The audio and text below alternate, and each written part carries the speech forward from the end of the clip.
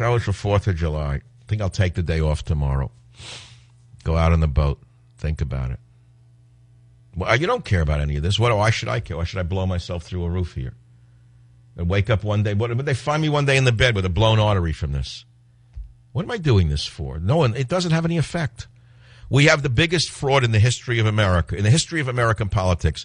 We have a completely unqualified anti-American man in the White House getting away with one major policy change after another, and nothing stands in his way from the complete and total takeover of this nation and a complete and total disaster for our individual freedoms. And I will tell you right now that I'm going to play for you that important speech because the general noted it as well. It's chilling. I want you to listen to that speech. This is Obama caught off mic before his election. Listen.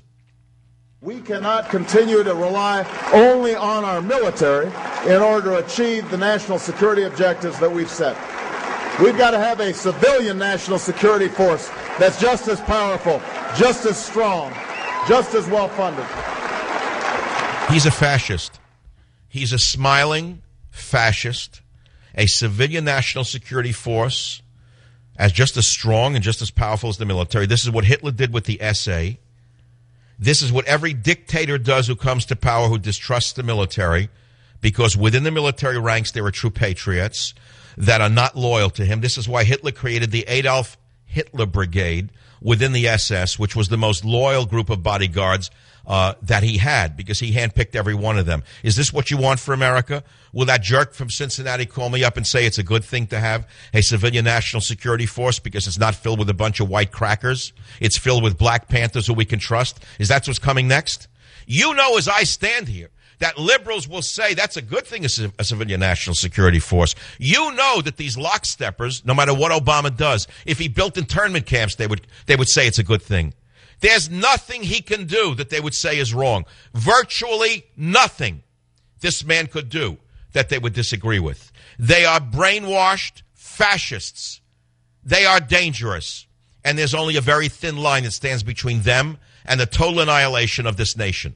That is what I think. That is what I see. That is what I act upon every day of my life.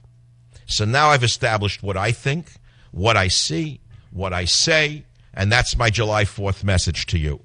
If I were alone in this, you wouldn't be listening to me. If you didn't agree with me, I don't think you'd be as loyal a listener as you have become. Moreover, I am not alone. Moreover, the real military men agree with me, every last one of them. The ones who don't agree with me are the frauds that Obama handpicked and put into the Pentagon to destroy the military from within.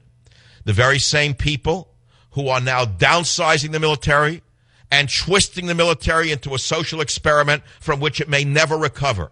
They're not generals. They are the enemy within. Every nation has faced them going back to ancient times.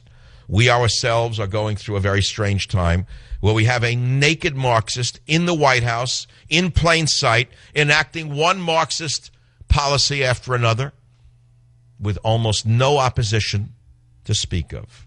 Now, whether they compromised Roberts through blackmail or through some other means, we will never know.